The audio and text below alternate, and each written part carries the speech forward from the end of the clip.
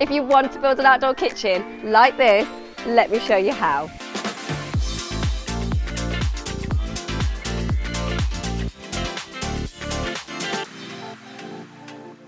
We already have this space, which is great for hosting, so it'll be perfect to build our outdoor kitchen. I have this tabletop barbecue and pizza oven.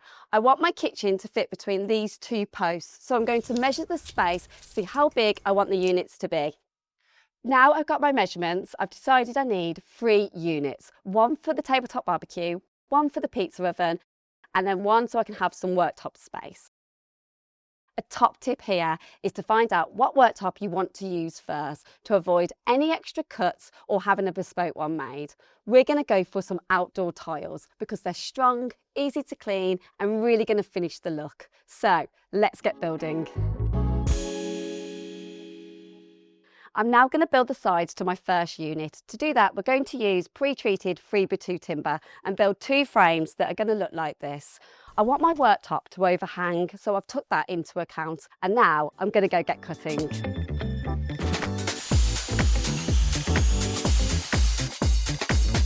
Now I've cut all my wood, I'm going to start assembling the sides. To do that, I'm going to use 100mm stainless steel screws because you get no rusting.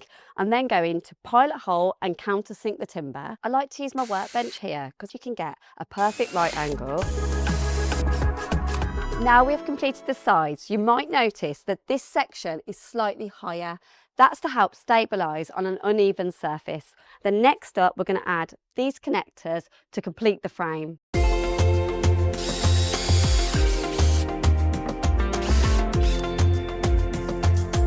Now my unit is built. This one is for the left-hand side. For the right, I'm going to follow the same process, but for the middle, I'm going to do something a little bit different.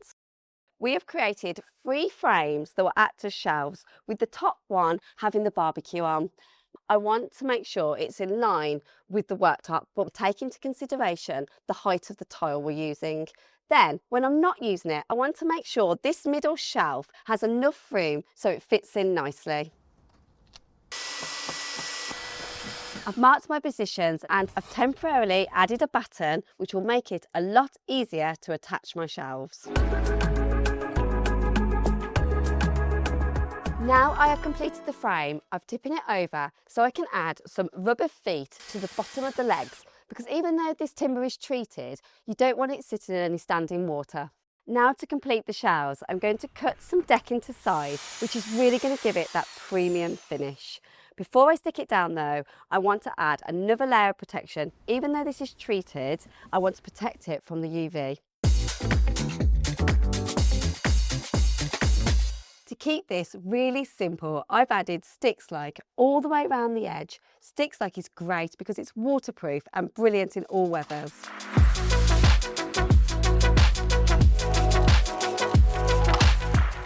I've finished adding the decking to all 3 units and followed the same process and added it to the sides. I want to continue the same look across the front. I've placed the tile in now because I really need to think about the overhang, because when I add this front panel, I'll need to cut out a notch so the tile and the wood fit perfectly together.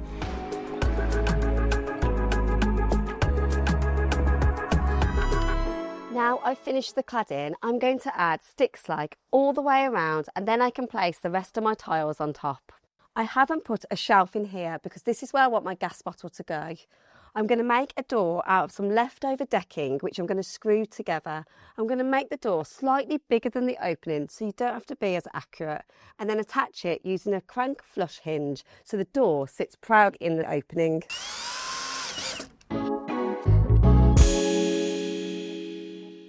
Wow, to think this started with just some screws and decking and now it looks like a proper outdoor kitchen.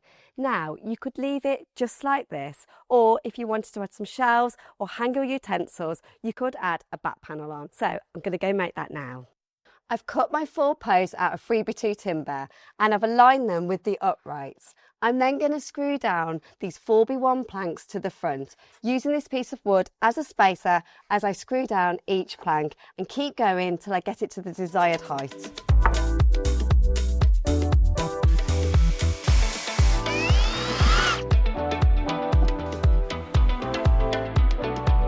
And there it is. All that's left to do is add your barbecue, add your utensils and just get cooking.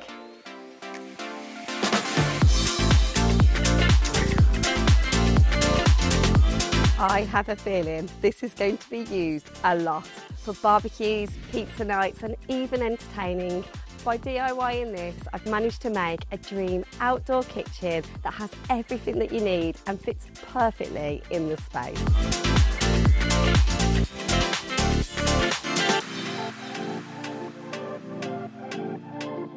Let me know what you think of our outdoor kitchen and make sure you subscribe so you do not miss a video.